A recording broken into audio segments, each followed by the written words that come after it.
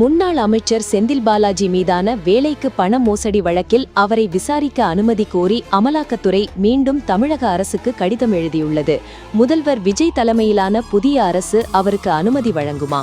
முதல்வர் ஸ்டாலின் அமைச்சரவையில் செந்தில் பாலாஜி மின்துறை, மதுவிலக்கு மற்றும் ஆயத்தீர்வை துறைகள் அமைச்சராக இருந்து வருகிறார். இவர் 2011 முதல் 2016 ஆண்டு வரை அதிமுக ஆட்சி காலத்தில் போக்குவரத்து துறை அமைச்சராக இருந்தபோது வேலை வாங்கி தருவதாக கூறி பலரிடம் பணம் மோசடி செய்ததை அடுத்து அமலாக்கத்துறையால் 2023 ஆண்டு ஜூன் மாதம் 14ஆம் தேதி கைது செய்யப்பட்டு 471 நாட்களுக்கு பிறகு கடந்த ஆண்டு செப்டம்பர் மாதம் உச்சநீதிமன்றம் ஜாமீன் வழங்கியதை அடுத்து சிறையில் இருந்து வெளியே வந்தார். அதனைத் தொடர்ந்து அவருக்கு தமிழக அமைச்சரவையிலும் இடம் அளிக்கப்பட்டதை அடுத்து மீண்டும் மின்சாரம், மதுவிலக்கு மற்றும் ஆயத்தீர்வை அமைச்சராக கடந்த செப்டம்பர் மாதம் முதல் பதவி வகித்து வந்தார். இதற்கு உச்சநீதிமன்றம் இதற்கு கடும் எதிர்ப்பு தெரிவித்ததை அடுத்து செந்தில் பாலாஜி தனது அமைச்சர் பதவியை ராஜினாமா செய்தார். இதனிடையே செந்தில் பாலாஜி முன்னாள் அமைச்சர் என்பதால் அவரிடம் அடுத்த கட்ட விசாரணைகள் நடத்த மாநில அரசின் அனுமதி தேவை.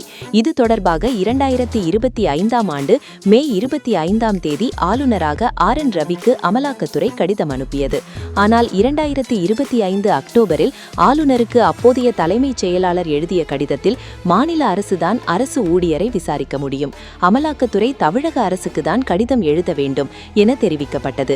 இது தொடர்பாக கடிதம் எழுதியும் அனுமதி கொடுக்காமல் தமிழக அரசு இழுத்தடித்து வந்தது. இதன் காரணமாக இதுவரை நீதிமன்ற விசாரணை தொடங்கவில்லை. இந்நிலையில் தற்போது செந்தில் பாலாஜியை விசாரிக்க அனுமதி கோரி தலைமைச் செயலாளர் சாய்குமாருக்கு அமலாக்கத்துறை கடிதம் அனுப்பியுள்ளது. அதில் தகுந்த ஆதாரங்கள், ரகசிய விசாரணை குறிப்புகள், புகார் நகல் ஆகியவற்றை உள்ளடக்கிய பென் டிரைவ் இணைக்கப்பட்டுள்ளது. தற்போது திமுக MLA-வாக உள்ள செந்தில் பாலாஜியை விசாரிக்க அமலாக்கத்துறைக்கு தமிழக அரசு அனுமதி தருமா அல்லது மீண்டும் நீடிக்கப்படுமா என்பது விரைவில் தெரியவரும். ஆட்சி மாற்றம் ஏற்பட்டு முதல்வராக விஜய் பொறுப்பேற்றுள்ள நிலையில் செந்தில் பாலாஜிக்கு எதிராக மோசடி புகார் குறித்து அமலாக்கத்துறை மீண்டும் கடிதம் எழுதியுள்ளது அரசியல் வட்டாரத்தில் பரபரப்பை ஏற்படுத்தியுள்ளது.